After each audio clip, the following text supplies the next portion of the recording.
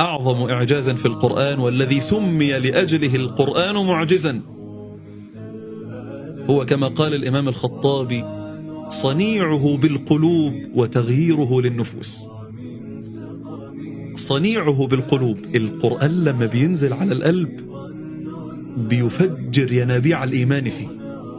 القرآن لما بيختلط بنفس بيخرج منها هذا البطل في العبادة، والبطل في المناجاة، والبطل في البذل لدين الله، والبطل في الصبر على أقدار الله وقضاء الله، البطل في الالتزام بالشرع عموما. هذا البطل المؤمن الموحد المخبت المضحي الباذل لا ينتج إلا من القرآن. ولهذا نتج الصحابة، نتج أبو بكر وعمر وعثمان وعلي وغيرهم من تربية القرآن ومن فعل القرآن، ليس غيره.